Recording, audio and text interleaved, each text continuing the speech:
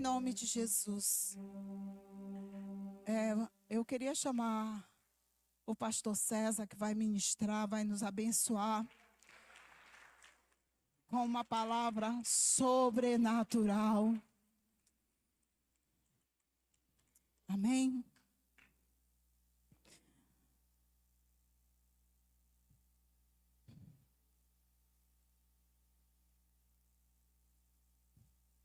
Igreja, estenda a sua mão e abençoe a vida desse homem. Senhor, em nome de Jesus, Pai, que a palavra que o Senhor colocou no coração dele venha, Senhor, entrar nas nossas vidas, na tua igreja, como uma espada afiada, separando alma do espírito, juntas e medulas, pensamentos do propósito do coração, que venha derrubar, Senhor, as fortalezas, os sofismas da mente, em nome de Jesus, que traga um inconformismo, para que não venhamos nos conformar com esse século, mas sejamos transformados pelo poder da tua palavra, do teu Espírito, em nome de Jesus. Glória a Deus.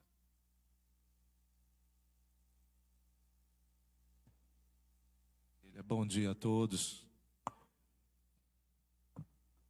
A graça e a paz do Senhor Jesus permaneça sobre a tua vida.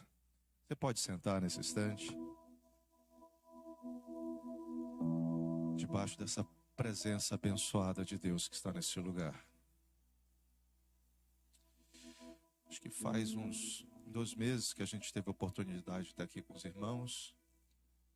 E justamente naquela semana depois, de nós estarmos juntos, a gente teve aquela notícia do acidente da Camila. O pastor Anderson e a pastora Beth viajaram. Eu sei que todos estivemos orando, para que Deus estivesse agindo. E graças a Deus pela recuperação da Camila, enfim, tantas coisas, E mesmo com a liderança estando distante ainda por um tempo, Deus sabe organizar as coisas. Deus nunca é pego de surpresa, Eu sei que Deus trabalha de uma maneira multidimensional. Nunca acontece um problema na tua vida que não esteja debaixo do controle de Deus. E Deus é aquele que reverte as situações contrárias à nossa visão, que inclusive que nos causam dor, preocupação, em um testemunho para o nome dele. Então, nosso abraço aí, com certeza eles estão assistindo, eles estão perto lá de onde eu costumo ficar, Uma das vezes, 2 vezes já nos encontramos lá na Califórnia. E agora ele que está lá e eu estou aqui. Olha que bênção, olha como eu estou privilegiado hoje. Sou eu que tenho o privilégio de estar com os irmãos. Se puder colocar a projeção. E eu queria compartilhar com os irmãos algo que tem sacudido a minha vida também. Eu creio que Deus vai falar contigo nessa manhã, para a glória do nome dele. O tema é do mimimi à conquista. Nós vamos, para ganhar tempo, avançar. Se algum de vocês, por acaso, a gente ainda não está junto nas redes sociais, fica o convite aí, tá bom? É César Vasconcelos, SR, YouTube, Instagram, essas coisas todas. Mas vamos à palavra do Senhor. Diz assim, lá na tela está bem bonito. Josué capítulo 5, depois você pode anotar na sua casa. Olha só.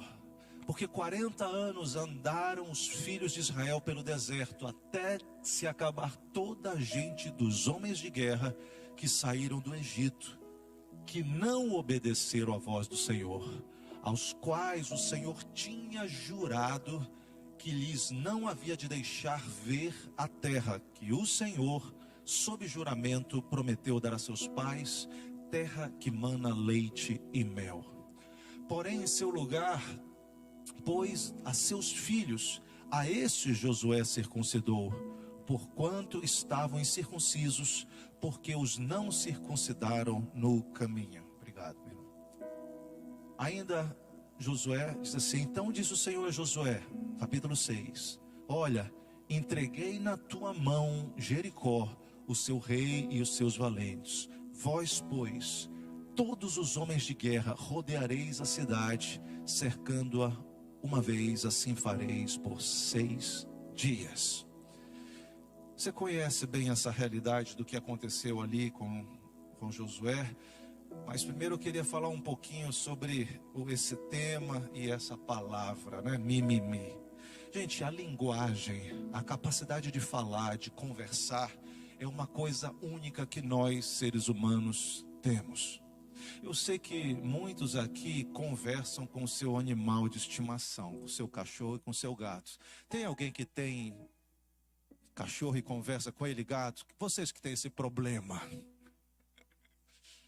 Tem alguns casos mais sérios, eu não sei se eu comentei aqui. Quantos conversam com a planta? Meu pai, a oração tem que ser forte hoje. Veja bem, a gente comunica, a gente busca comunicar com os animais e com as plantas, porque é uma característica nossa, ser humano, porque nós somos feitos à imagem e semelhança de Deus. E Deus é um Deus que fala, Deus é um Deus que comunica, porque o Deus é um Deus que tem desígnios e propósitos. E nós comunicamos porque nós temos também nossos planos, nossos pensamentos, nossas ideias. É um privilégio a gente conseguir fazer isso. E sabe o que acontece? Esse privilégio da linguagem, de articular ideias através de palavras, e a outra pessoa conseguir entender, ele vem de tanto tempo. Mas com o passar do tempo, coisas novas vão acontecendo, porque o ser humano também é criativo. E novas palavras vão surgindo, inclusive em palavras que nós mesmos não somos tão acostumados. Por exemplo, se eu pegar um celular e fizer assim, apertar no botão e tirar uma foto, o que é isso? Você não sabia. Quantos falam inglês aqui? Alguns falam inglês, não muitos falam inglês, mas todo mundo sabe que é um selfie. O selfie é uma palavra que vem do inglês e se meteu na nossa vida. E agora, né, todo o tempo você vê as pessoas fazendo isso. Uma nova palavra foi incorporada, um neologismo que chama, uma palavra nova. E entre essas palavras novas que têm sido incorporadas, particularmente, inclusive por causa dessa realidade de rede social, é a palavra me. Uma palavra que não surgiu há muito tempo. E é uma palavra que significa, né? Alguém que reclama demais. Alguém que vive choramingando. É o som, né, do choro.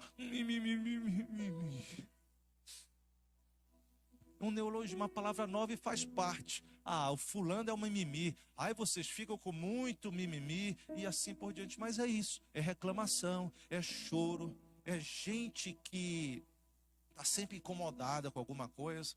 Mas sabe, apesar de mimimi ser uma palavra nova na humanidade, a característica, a realidade do mimimi, ela já existe há séculos e séculos, eu vou dizer há milênios, dentro da história do ser humano. E se a gente for olhar na Bíblia, o mimimi está presente direto. Está cheio de mimimi na Bíblia, e particularmente no relato que nós vemos na história desse povo, que é o povo de Israel. E presta atenção, Israel, povo mimizento, é um exemplo que nós temos que olhar com bastante cuidado. Porque Israel é um exemplo e uma tipologia da nossa vida. Às vezes como igreja, às vezes como família, e muitas vezes, ou principalmente nós como pessoas, que nos dizemos povo de Deus, filhos de Deus. Olha a realidade de Israel. Israel é fruto de um milagre, de uma promessa.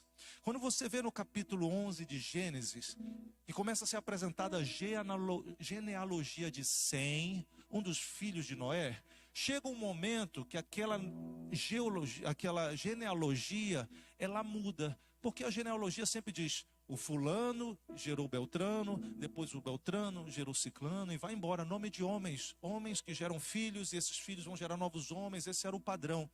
Mas quando chega o momento lá da genealogia, que se menciona Abrão, ali existe uma quebra de padrão, porque é mencionado uma mulher naquela genealogia, e aquela mulher é Sarai.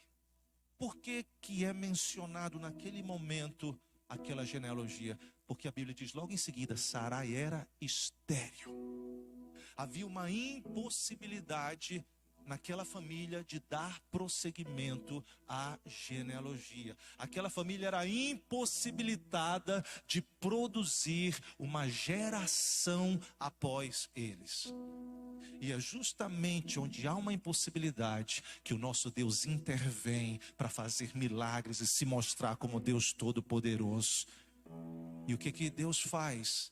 Ele diz: é tu, Abraão, que eu vou fazer pai de multidões. Um milagre acontece. Sarai tem o nome mudado para Sara, e ela tem um filho, e você conhece a história. E nós somos filhos na fé de Abraão. Para Abraão, Deus no capítulo 12 faz essa promessa: tu vais crescer, tu vais ser abençoado, tu vais abençoar a outros, e eu vou te dar uma terra. Essa promessa é feita também para nós na nova aliança. Você é fruto de um milagre. Nós não éramos filhos de Deus. Jesus veio para os que eram seus, mas os seus não receberam. Mas a todos da comunidade cristã de Ananindeua, a todos que estão nos assistindo pela internet, que creram no seu nome, receberam o poder de serem feitos filhos de Deus. Você é um filho de Deus, fruto de um milagre do novo nascimento, e você tem uma promessa. Deus tem um lugar para ti na eternidade. O céu é teu. Há uma terra prometida que você vai herdar, onde mana mais do que leite e mel, mas lá é abundante a presença do Deus que nós estamos experimentando nessa manhã aqui. Mas olha, esse Israel você conhece, foi livre da escravidão do Egito. Nem vou entrar muito em detalhe. Nós também fomos livres de uma escravidão do pecado, porque o Senhor, o Filho do amor de Deus, nos transportou do império das trevas para o reino de luz de Deus. Israel foi redimido do sangue naquele momento que o anjo da morte passou pelo Egito, e ali as casas que tinham sangue de um cordeiro nos umbrais das suas portas, naquele local o anjo não tocou no primogênito. Nós também sabemos que pelo sangue do cordeiro derramado na cruz, nós temos redenção da nossa vida. Era um povo de Deus com promessas. Essas promessas são refeitas novamente. Moisés vem como um profeta de Deus e lembra, e tantas coisas que Deus fez. Nós temos promessas na nossa vida, não somente na eternidade, mas aqui também, porque Deus é um Deus de desígnio, e nos seus desígnios Ele nos avisa o que vai acontecer no tempo da impossibilidade, para que no tempo da realização a gente lembre que foi a mão do Senhor que operou grandes coisas por nós. E para completar, Israel foi um exército destinado, que Deus tinha um propósito. Se você ler no começo do livro de Números, logo no verso 2, Deus dá um comando para Moisés, diz: olha, conta os homens de guerra. Conta os homens de guerra. Nós vamos falar um pouquinho mais adiante sobre isso. Ou seja, e nós também, juntos com Israel, nós somos exércitos de Deus aqui nessa terra. Nós estamos com o Senhor à nossa frente, nós estamos numa guerra contra potestados, principados, dominadores. Você sabe muito bem dessa realidade. Agora, sabe o que acontece, gente? Apesar de nós estarmos nessa realidade de tantas coisas diferentes, de sermos um povo fruto de milagre, de todas essas realidades que nós vemos de Israel, o que aconteceu dentro do plano de Deus era: Deus tinha esse desígnio primeiro. Qual era o propósito de Deus? Esse Israel vai ser um povo santo aliançado comigo. Essa aliança começou em Abraão. Você lembra? Ele foi circuncidado. Esse era o sinal da aliança que Deus tinha com o seu povo, e Israel precisava manter esse sinal. Por quê? Porque Deus era santo. Deus era diferente, e Deus falou: vocês vão ser um povo santo e diferente, porque vocês são o meu povo. Mais adiante que isso, Israel seria um povo adorador. Quando Deus manda Moisés falar com o faraó, ele diz assim: deixa o meu povo ir para me fazer culto no deserto, para me sacrificar no deserto, para me adorar no deserto. Quando Deus te tirou da escravidão, era com o propósito de que você fosse uma pessoa que adorar a Deus, sacrificar a Deus em todo o tempo. Não somente isso, Deus tinha esse conceito, como eu falei, Israel vai ser um povo guerreiro. Eles têm uma conquista que eu prometi de uma terra. Mas eles não vão chegar lá e os povos dizer, opa, Israel, pode tomar posse, eu estou saindo, eu estou pegando meu banquinho e saindo de mansinho. Não, aquela conquista, ela ia acontecer através de guerra. Era necessário pessoas de guerra, guerreiros, para conseguirem chegar lá e tomar posse disso. Sabe o que acontece? O plano de Deus, esses desígnios, eles não mudam. Mas às vezes nós, na nossa jornada, a gente vai fazendo certas coisas, pensando certas coisas, falando certas coisas, que Deus precisa sempre estar, agindo de uma maneira para que aquilo se cumpra. Israel, as coisas começaram a acontecer de uma maneira tremenda. Saíram do Egito com sinais, com mão poderosa de Deus, atravessaram o Mar Vermelho. Mas sabe o que acontece, gente? Esse povo, no meio logo daquela jornada, ele começou a mostrar a natureza que eles realmente eram. E sabe qual era a natureza desse povo? Uma natureza mimizenta. Olha o que acontece. Se você vai para Números, se você não vê agora, eu quero que você veja em casa, depois com calma. É impressionante o que a gente vê em Números. No capítulo 11, diz assim, ora, o povo queixou-se da sua sorte aos ouvidos do Senhor. Gente, para pensar comigo aqui, olha. Esse povo passou 400 e tantos anos como escravo. É quase a idade do Brasil. O Brasil tem 500 e poucos anos. Eles passaram 400 anos como escravos, sofrendo. E aí Deus os liberta de uma maneira gloriosa. Quando eles estão no caminho rumo à terra prometida, sabe o que eles fazem? Ai, eu sou muito azarento. Você lembra daquele personagem? Oh, vida. Mimizento, né? Tem gente que já está se cutucando aí, Deus já está falando aí, né? Esse dedo apontado aí. Os camaradas viram a glória de Deus, viram o milagre de Deus, passaram no Mar Vermelho, viram os inimigos sendo mortos. Os camaradas todo dia olhavam viam a nuvem de Deus e a coluna de fogo de noite. Sabe qual é a declaração que eles dão? E aí, como é que está a vida? Ah, tá mau azar. Minha sorte está para baixo. A Bíblia diz que quando Deus ouviu isso, se revoltou com esse povo e mandou fogo para consumir. E foi Moisés tendo que interceder.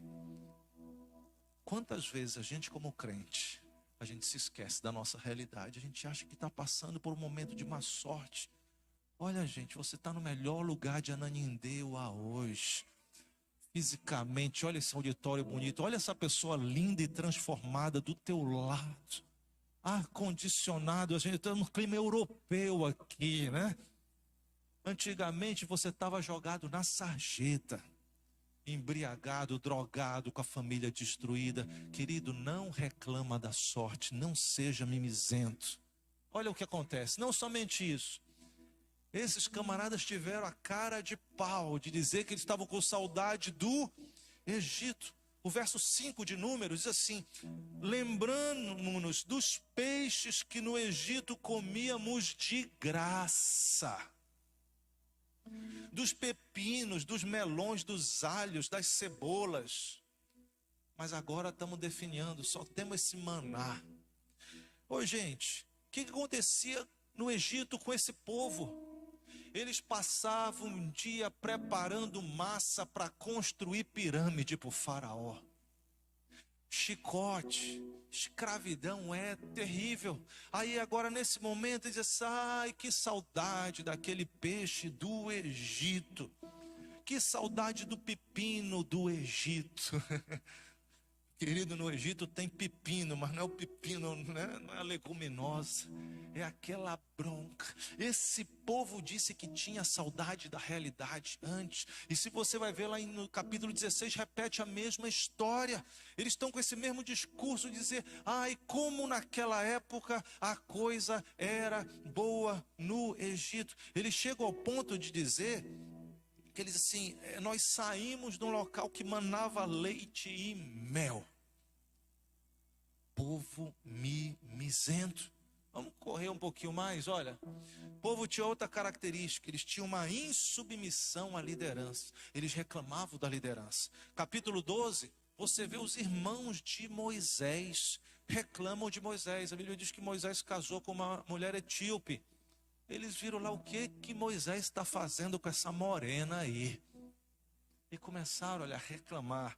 E Deus se levantou contra essa realidade, dessa murmuração que estava tão ali presente nesse pessoal. Quando você vai lá de novo para o capítulo 16, 3 pessoas se levantam da mesma maneira, cheio de presunção, e é reclamação, rebeldia, e Deus julgou os rebeldes. E sabe o que é interessante, gente? Esse ambiente era tão forte de rebeldia que parece que vai impregnando. Arão, Miriam morrem no deserto. Os rebeldes do capítulo 16, Coré, Datã e também Abirão morrem no deserto. E parece que aquilo foi tão assim, parece que vai sobrecarregando, que o próprio Moisés, no momento ali que Deus fala para ele, olha, tu vais falar água e tu vais me santificar, tu vais me glorificar. Parece que aquilo ali, estava todo mundo naquela vibe de se agoniado com os comandos, que nesse dia Moisés não obedece a Deus, ele bate com a vara que ele tinha na rocha. E sabe o que acontece? Por causa daquilo, Deus diz, olha, tu não vais entrar na terra. Um espírito de rebeldia, de insubmissão, parece que vai contaminando a gente. Isso é parte de um caráter mimizento que Deus não aprova e traz julgamento. E olha só, o extremo final foi quando eles disseram, Deus não é poderoso para cumprir aquilo que Ele me falou, aquilo que Ele me prometeu. Capítulo 14 mostra, ali diz que aquela congregação chorou naquela noite, murmuraram contra Moisés, e eles disseram o seguinte, por que que Deus nos traz a esta terra para nós morrermos à espada? Deus tirou o povo do Egito com milagres, porque Ele tinha o plano de que aquele povo fosse morto com espada, gente. Qual o sentido disso? Mas aquele espírito de mimimi, de reclamação, de insatisfação, carnal e satânico, fez aquele povo dizer esse tipo de coisa. Ele falou, não é melhor voltar para o Egito. Vamos levantar um capitão e vamos voltar. Vamos fazer tudo ao contrário do que Deus projetou para a gente. E nesse momento, isso foi a gota d'água. Quando Deus diz assim, essa geração não vai ver o cumprimento da promessa. Não vai experimentar as coisas gloriosas que eu quero fazer no meio desse povo. Eles chegaram numa encruzilhada onde eles só tinham 2 opções. Ou eles tomavam o rumo da terra prometida, ou eles iam continuar naquela vida de mimimi. E quando eles disseram, Deus não vai fazer, nós vamos morrer, foi Deus que colocou, vocês escolheram ir para o mimimi. E deixa eu te falar uma coisa, se você ler, por exemplo, o relato que tem lá em Deuteronômio, logo no capítulo 1, diz que o deslocamento do Horebe, onde eles receberam a lei do Monte Sinai, até a entrada ali de Cádiz Barneia, levava 11 dias. Tem outras pessoas que dizem que pela multidão aquilo levaria uns 21 dias, mesmo que hoje a gente não consiga traçar o caminho exato que foi feito. Ou seja, a terra prometida estava logo ali, a entrada do lugar que Deus estabeleceu. 11 dias. Mas o mimimi, a incredulidade, a reclamação trouxe sobre eles um julgamento do Senhor. E quanto tempo passou esse povo no caminho do mimimi? 40 anos, até que aquela geração fosse consumida. E é interessante, gente, se você for pensar, uma das coisas que esse povo reclamou era do maná. Ele dizia, eu não estou comendo esse pão aqui que não tem gosto. Reclamaram de Deus. E eu estava meditando e estava pensando uma coisa, o maná, um pão sobrenatural que Deus forneceu, ele era para ter a validade desse tempo, curtinho, 11 dias. 3 semanas, um tempo curto. Por quê?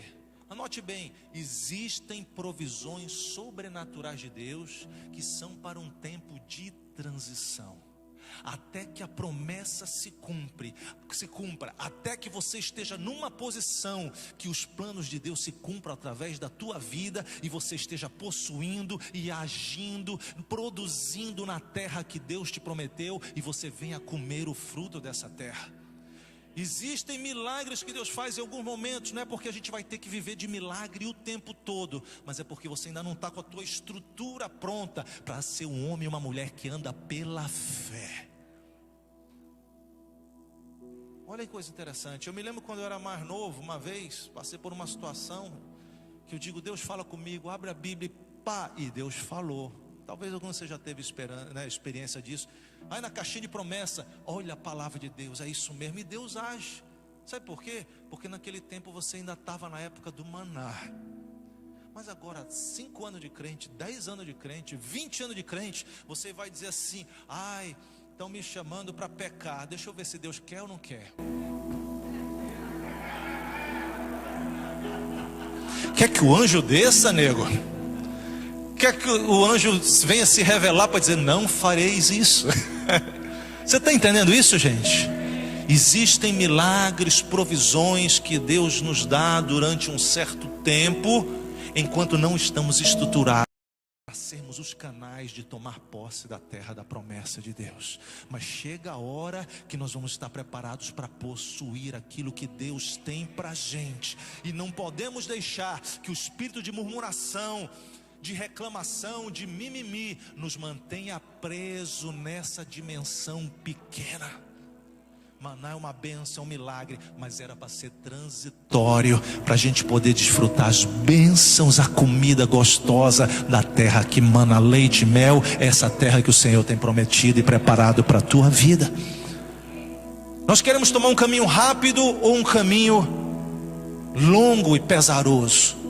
E aí, gente, olha o que Deus faz. Aquela geração toda passou, e os últimos tempos, o restante dessa mensagem, a parte principal, vai ser você entender como Deus, Ele cumpre a sua promessa, mas com um povo que não tinha a característica do mimimi, um povo segundo o seu desígnio. Olha só, Ele usa a nova geração, mas segundo o seu padrão. E qual é esse padrão? E a gente vai ver no texto de Josué, naqueles capítulos que nós lemos logo no começo.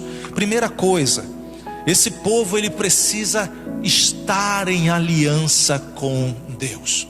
Se você vê o capítulo 5, existe ali o relato que aquele povo que saiu do Egito, ele era circuncidado, eles tinham o sinal da aliança, que naquela época era o corte do prepúcio. Cada homem tinha essa marca, aquilo os diferenciava das demais nações. Aquilo indicava fisicamente que eles eram um povo santo de propriedade de Deus. Só que os novos que nasceram no deserto, essa nova geração, ela não tinha passado por essa experiência. Então no capítulo 5 relata que em Gilgal, quando eles chegaram, Josué fez facas, e todos aqueles homens eles foram circuncidados. Eles entraram numa aliança de te conduzir. Se você decide dizer: eu não vou seguir o caminho da murmuração, da reclamação, da insatisfação, mas eu vou tomar o caminho da terra prometida, eu vou dizer não ao mimimi, e eu vou seguir por fé, você tem que ter a marca de que o Senhor é aquele que tem propriedade sobre a tua vida. Porque quando você está em aliança com Deus, o que é teu pertence a Deus, mas o que é de Deus também pertence a você. Essa é característica de aliança. A primeira coisa, renovação de aliança. É interessante que Deus diz assim, no verso 9 do capítulo 5: hoje eu retirei de sobre vocês a vergonha do Egito. Quando você entra numa aliança com Deus, Deus retira a vergonha do passado. e Ele te eleva para um novo nível de caminhada, de jornada.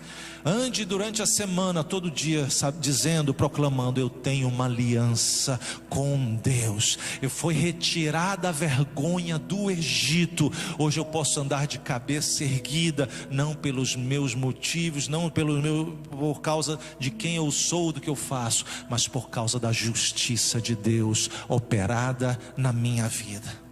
Agora, existem dois elementos que me chamam muita atenção, que Deus também faz. Primeiro, lembra que quando Deus tira o povo, Ele tinha propósitos, Ele tinha desígnios. Um é que aquele povo fosse um povo santo, que tinha aliança com Deus. Mas lembra que eu falei também que o propósito de Deus era que aquele povo fosse adorador? Ele disse: deixa o meu povo ir, Faraó, para que me preste culto no deserto, para me adorar. Deus age para que a aliança seja estabelecida, mas também Deus age para aquele povo voltar a adorar. Capítulo 5 de Josué, verso 10 e 12, preste atenção, diz assim: estando os filhos de Israel acampados em Gilgal, celebraram a Páscoa no dia 14 do mês, à tarde, nas campinas de Jericó. Verso 11, comeram do produto da terra no dia seguinte à Páscoa. Pães asmos e espigas tostadas comeram neste mesmo dia. No dia depois de terem comido do produto da terra, cessou o maná. Os filhos de Israel não tiveram mais, mas neste ano comeram das novidades da terra de Canaã. Tremendo esse texto. Mas se você olha para o que eu coloquei ali, que Deus restaurou a adoração, e você lê aqui o texto falando de comida, você, pessoa inteligente, deve estar perguntando o que uma coisa tem a ver com outra. Deus restaurou a adoração, e aqui está dizendo que eles comeram do fruto da terra e cessou o maná. Que história é essa? Aí, se você tiver a sua Bíblia, eu vou te convidar para você virar algumas páginas para o capítulo 26 de Deuteronômio. Deixa eu te dizer uma coisa quando você vira. Dizem que nas corridas de ouro, você consegue achar um pouquinho de ouro na superfície da terra. Mas se você quiser pegar as pepitas maiores e mais valiosas, você precisa cavar a fundo. E assim também a palavra de Deus. Olha que coisa interessante, quando a gente lê Josué, a gente passa por aquele texto, a gente não vê adoração. Mas se você for para Deuteronômio capítulo 26... ali está falando, Deus, através de Moisés, Ele está dando orientações para o que ia acontecer quando eles entrassem na terra, quando o maná parasse e quando eles começassem a comer do fruto daquela terra, que é o que está relatado em Josué. Olha o verso 1, diz assim: quando tiveres entrado na terra que o Senhor Deus te dá por herança, e a possuíres, e nela habitares, tomarás das primícias de todo o fruto do solo que colheres na terra que o Senhor Deus te dá, e a porás num cesto, irás ao lugar que o Senhor teu Deus escolher, para ali fazer habitar o seu nome. Verso 3, apresentar-te-ás ao sacerdote em exercício e lhe dirás: hoje declaro perante o Senhor teu Deus que entrei na terra que o Senhor Deus prometeu dar aos nossos pais daria. O sacerdote receberá o cesto da tua mão e porá diante do altar do Senhor. E aí continua contando várias coisas. Eles fazem um relato do que aconteceu, até que no verso 9, olha lá, diz: Ele, Deus, nos trouxe a este lugar, nos deu essa terra, terra que mana leite e mel, e agora trago as primícias dos frutos da terra que o Senhor me deu. Então vais pôr elas perante o Senhor teu Deus e o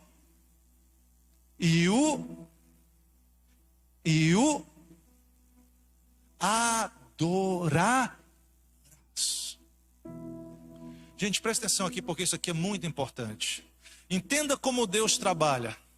Deuteronômio é a repetição da lei. Moisés recapitula tudo o que aconteceu e Moisés estabelece, ele faz profecias e revelações sobre o futuro do que ia acontecer. Ele está dizendo aqui nesse capítulo 26, ele está dizendo o significado da primícia. Ele diz: olha, quando se cumprir o que Deus tinha no seu desígnio para fazer, vocês têm uma responsabilidade para cumprir.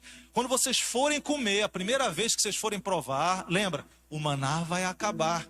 Por quê? Porque o maná é um milagre transitório que foi destinado para um período curto, que era para ser o deslocamento do Horebe até a terra prometida. Só que esse maná demorou muito tempo, porque o povo era mimizento. E eles tiveram que comer muito tempo da provisão temporária. Mas o propósito de Deus era que o povo comesse da comida boa da terra que mana leite e mel.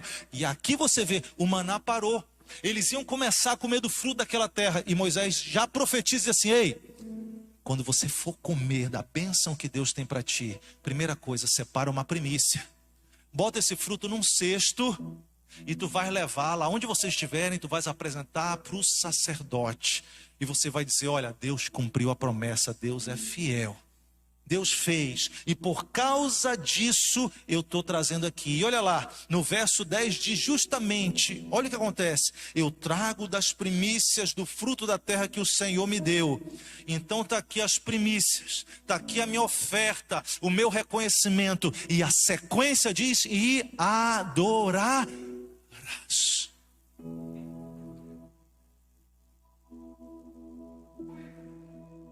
A palavra adorar é shahá no hebraico, significa literalmente se prostrar. A intenção de Deus, desde o chamado do Egito ao chamar Abraão, inclusive lá atrás, era: eu quero ter um povo que reconheça quem eu sou. Eu quero que tenha um povo que consiga me ver na beleza da minha santidade, me adorar ao contemplar quem eu sou. E ele faz tudo isso para mostrar que ele era um Deus poderoso, Deus libertador, Deus tremendo, Deus que te leva a posições que você não pode alcançar pela tua própria capacidade, para que quando você estivesse comendo desse fruto do milagre, você chegasse e dissesse: eu te louvo, Deus, a tua mão agiu, eu estou trazendo a minha oferta, é fruto teu, foi tu que fizeste. Mas não somente isso, eu reconheço quem tu és e por isso eu te adoro.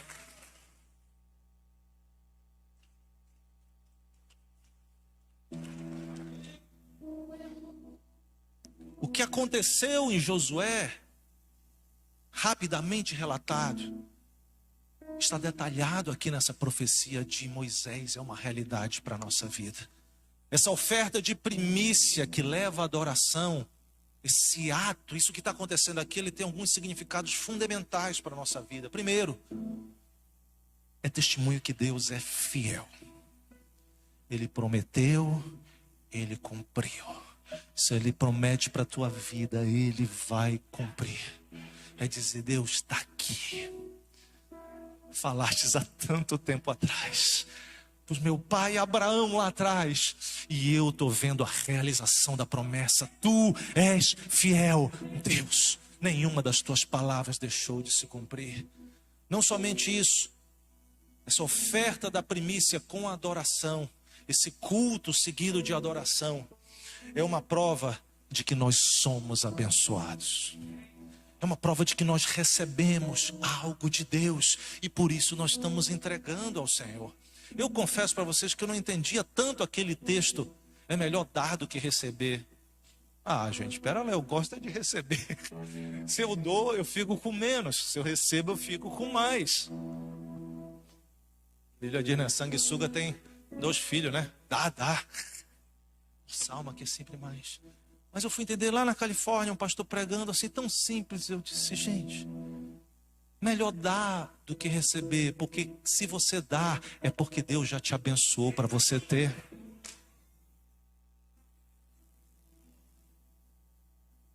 Se eu posso dar alguma coisa, e principalmente a Deus, porque Deus já olhou, me abençoou, Ele colocou algo diante de mim.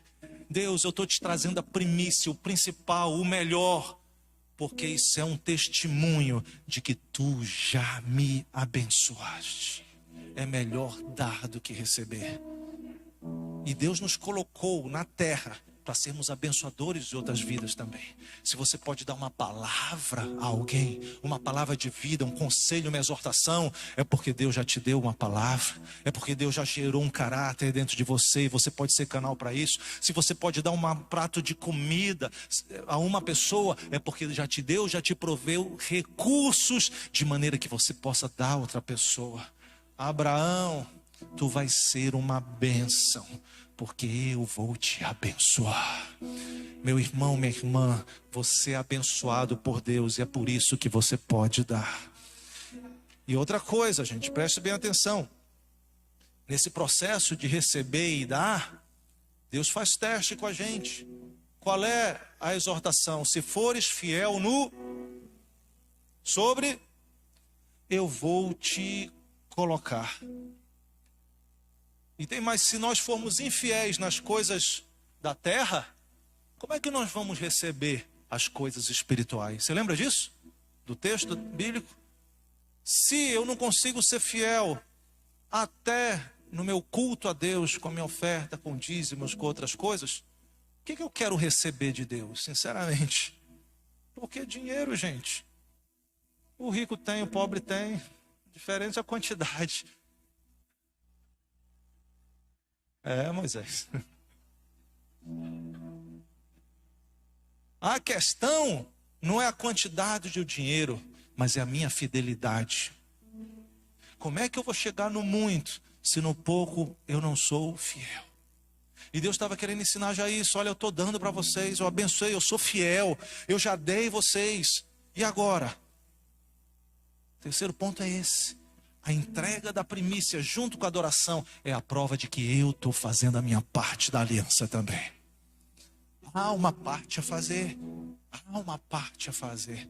Aí se eu fosse querer brincar, dizer, quantos querem receber dinheiro? Não é Silvio Santos, né?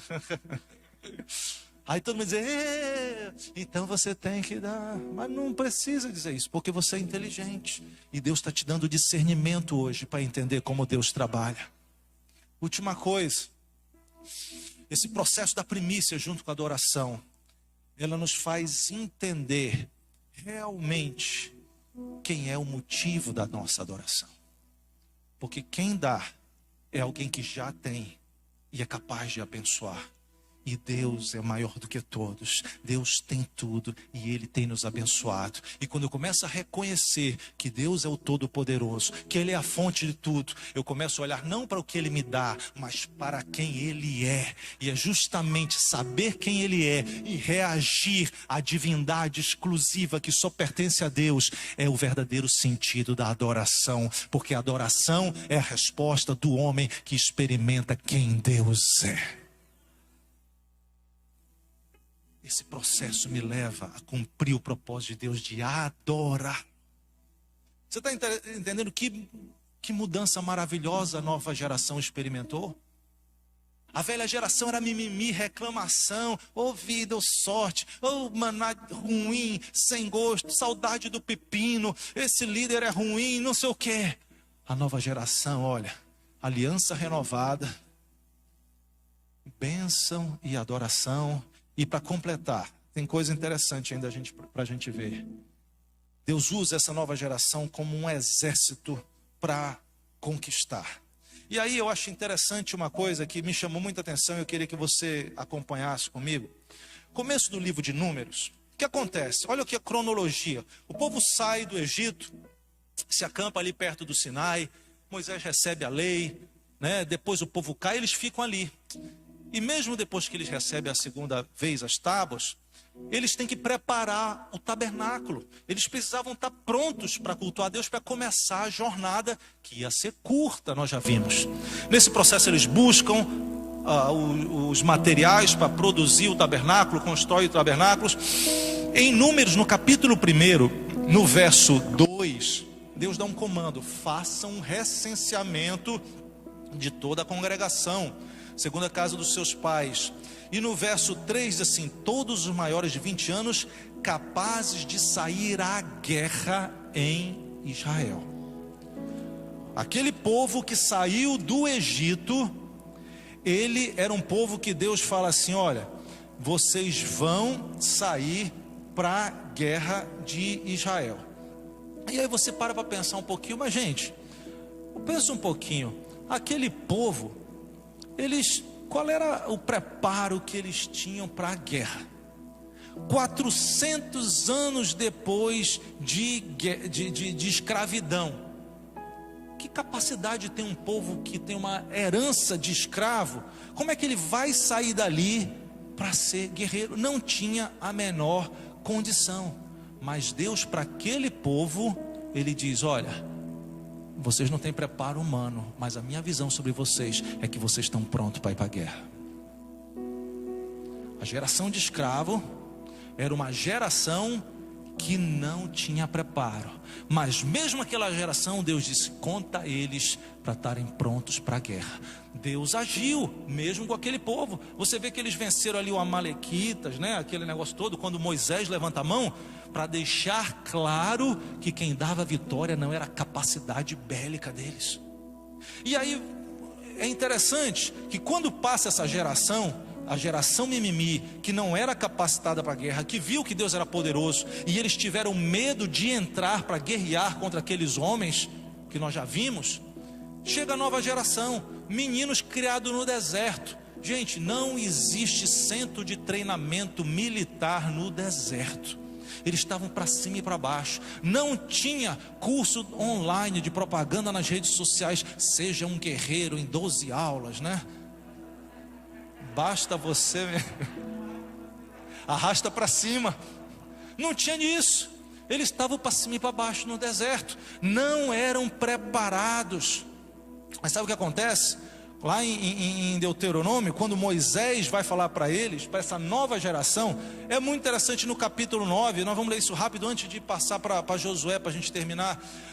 Moisés diz assim: olha, hoje vocês vão passar o Jordão para entrar e possuir nações maiores e mais fortes que tu, cidades grandes e muradas até o céu. O povo é grande, é alto, filho dos Enaquins, que tu conheces e de quem já ouviste dizer: quem pode enfrentar os filhos de Enaquim?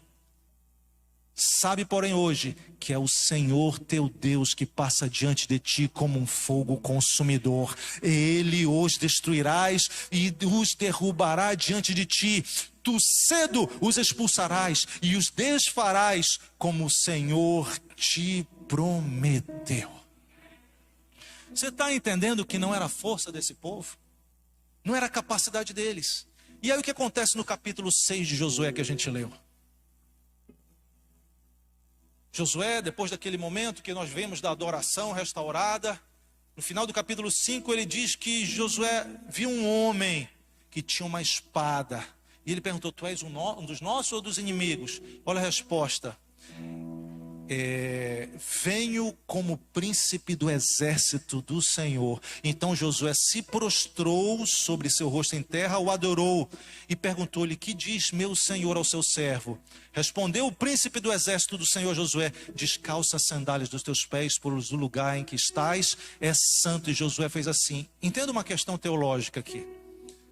Adoração em toda a Bíblia só pode ser rendida a Deus. Não existe anjo, não existe homem, pastor, padre, santo, nada, demônio que merece adoração. Isso é inegociável em toda a Bíblia. Os únicos momentos que é feita uma adoração de algum homem, essa adoração é sustentada biblicamente, é porque era direcionada a Deus. E existem momentos no Antigo Testamento em que teologicamente se entende que é o próprio Senhor Jesus, antes de vir à terra encarnado no ventre de Maria, ele se fez presente. E esse aqui é um desses momentos, porque Josué se ajoelha diante dele e ele vai além, ele não reclama dessa adoração. Um judeu nunca poderia fazer um relato desse, você está entendendo? Ele não reclama de Josué estar adorando, ele vai além, ele diz: tira as sandálias dos teus pés, porque esse lugar é santo. Entendendo que a segunda pessoa da Trindade, antes da encarnação, estava nesse momento crucial para a vida de Israel, em que Deus queria cumprir uma promessa antiga de conduzi-los para uma terra da promessa. Sabe para que Jesus veio aqui nesse instante? Um dos motivos, capítulo 6. Verso 2 diz assim, aí fala o Senhor, a segunda pessoa, o filho, e diz, olha, então disse o Senhor a Josué, olha que coisa linda, olha, eu entreguei na tua mão a Jericó, o seu rei e aos seus valentes. E olha o verso 3, vocês, todos os homens de guerra, rodeareis a cidade, cercando-a uma vez, e assim fareis por 6 dias, ele vai contando. Olha aqui rapidinho. A promessa, a terra prometida era a mesma. Os povos que moravam na terra prometida eram os mesmos, gigantes, fortes. O desafio era o mesmo, impossível. A capacidade do povo de guerrear era a mesma, humanamente era limitado. Mas sabe o que era mesmo também? A presença do Senhor dos Exércitos, poderoso, para fazer eles entrarem e possuírem aquilo que estava determinado no desígnio de Deus. Não é a força humana que vai te conduzir a tomar posse daquilo que Deus preparou, prometeu para ti, mas é a presença do Senhor dos Exércitos que vai te conduzir em triunfo, vai te fazer pisar na terra prometida, retirar de lá os inimigos que louvam a outros deuses, que adoram a outros deuses, e você ali vai entronizar o nome do Senhor. É o Senhor dos Exércitos que pelejará por vós, e vós tereis vitória para a glória do nome do Senhor Jesus.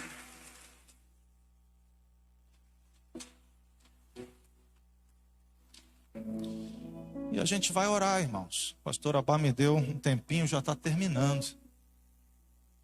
A pergunta que eu quero te fazer nessa manhã: que caminho que você vai seguir? Que caminho você vai seguir? Você vai continuar vivendo a vida de mimimi da velha geração, daqueles israelitas com mentalidade de escravo, reclamando de tudo?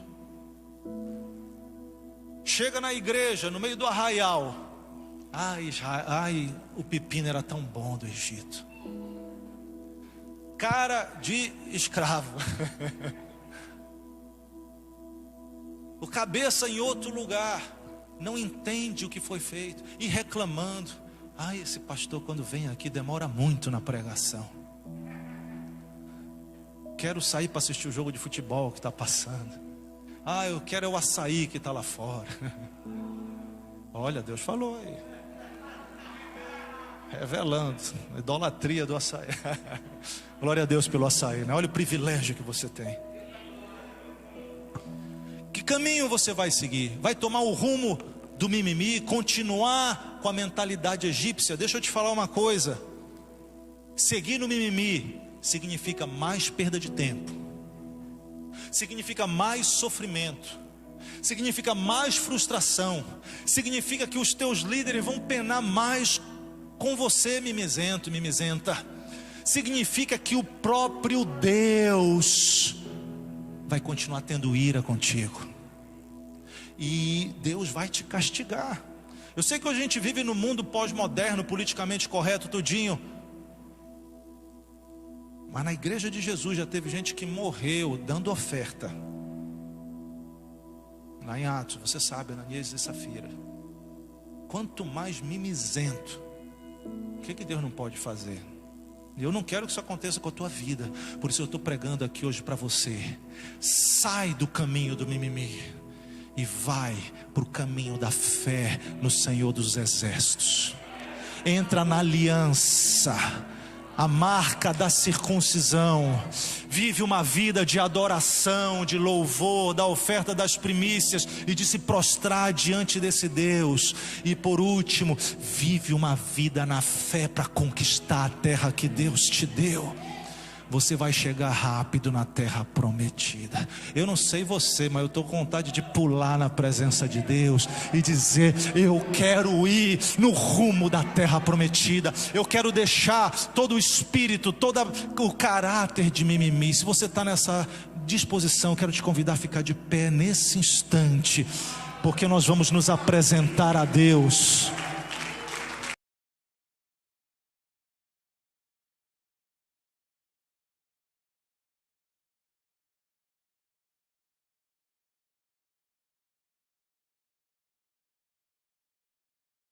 sentado, ficou de pé, costuma dispersar. Atenção, se existe alguém hoje aqui, ou você que está nos assistindo pela internet, que você não tem essa aliança com Deus, se você não fez um pacto com Deus, hoje é o dia de você deixar essa vida afastada de Deus. Ou se você se afastou de Deus realmente, e hoje você está dizendo, eu preciso renovar minha aliança. Porque vai haver um dia que Jesus vai voltar, e a Bíblia diz que Jesus vai falar para os anjos dele, aquele ali é meu, pode buscar, para vir para o céu, aquele é meu. Quem são esses? Os que confessaram Jesus publicamente diante dos homens. E quem não estiver nessa barca, o destino é perdição eterna. Se você está aqui e hoje quer fazer essa aliança com Jesus, levanta a tua mão bem alto. Só os que querem fazer essa aliança. Se você ainda não fez, se tem alguém, eu não sei, não conheço todos os irmãos, mas se você na internet está ouvindo essa palavra, e hoje é o dia que você diz, eu quero entregar minha vida, nós vamos orar por ti também. Segunda coisa, um povo aliançado. Segunda, um povo adorador. Um povo que louvava e entregava as primícias. Daqui a pouco nós vamos ter a oportunidade de entregar primícias e ofertas e dízimos. Eu já peguei meu envelope, já estou pronto para isso. Quero te estimular a sempre ser esse adorador. Ofertas é uma maneira, mas chega aqui expresso. Eu vou dizer uma coisa, eu gosto de estar aqui com vocês no domingo de manhã. Quando eu recebo um convite, eu digo, joia. Por causa desse ambiente que nós experimentamos aqui de adoração. Não para de adorar, não para de cultuar. Deus te tirou do Egito, foi para isso, para estar nesse ambiente. Porque à medida que nós adoramos, nós estamos contemplando a Deus. À medida que nós louvamos, nós estamos dizendo, foi tu que fizestes isso, Deus, e eu te reconheço. E quando eu adoro, eu estou dizendo, eu te conheço, Deus, é por isso que eu me prostro diante de ti. E à medida que a gente faz isso, queridos, nós vamos ser esse povo que vai tomar posse das promessas de Deus. Você não tem capacidade, não é pela tua força, pela tua inteligência, mas Deus escolheu as coisas loucas desse mundo para confundir as sábias. Deus escolheu as que não são para confundir as que são. Então, se você é um guerreiro desse, você pode olhar e dizer assim, eu não posso, Deus. Talvez como Gideão dizendo, quando o anjo chegou e disse assim, Deus é contigo, varão valoroso. Eu não. Você está falando com a pessoa errada. Eu estava falando com a pessoa certa, porque o valor, a capacidade e o poder de te dar vitória na guerra, ele não vem de você, mas vem do Senhor dos exércitos, que vai pelejar a tua batalha. E para terminar, eu prometo que essa é para terminar, a orientação foi, rodeia a cidade 6 vezes, no 7º dia rodeia 7 vezes. E aí os sacerdotes vão tocar a trombeta. Quando tocar a trombeta, vocês vão gritar. Se quem vai te dar vitória é o Senhor dos exércitos, você tem que fazer isso na hora e debaixo da orientação do Senhor dos exércitos. Você está entendendo isso aí? Se ele saísse, Deus vai me dar vitória, e entrasse no primeiro dia para guerrear com Jericó, não ia dar certo. Se eles fizessem no segundo, no terceiro, não ia dar certo. Se eles fizessem na primeira volta do último dia, não ia dar certo. Espere o toque da trombeta de Deus. Espere o tempo de Deus. Porque a parte de Deus é dizer, é o tempo. A trombeta está tocando. E a tua parte, sabe qual é? É gritar. Sabe o que é gritar? É botar toda a tua força naquilo que Deus te colocar para fazer. Eu estou ouvindo trombeta tocar. A nossa parte é colocar a nossa força. A nossa parte é colocar tudo que nós somos para Deus cumprir o que Ele quer. Eu te convido agora, a gritar, a gritar, a gritar, a proclamar, Deus, eu estou aqui, eu creio em Ti, eu te louvo. Deixa fluir agora. A pastora Bá já falou, esse é um dia que Deus está movendo de uma maneira especial. Grita Israel, grita Israel, grita Israel. Proclama, Deus é quem vai. Deus é quem vai quebrar as muralhas. Deus manda tocar a trombeta, o povo grita e Ele manifesta o poder dEle, destruindo as muralhas, entregando os teus inimigos na tua mão. Grita Israel.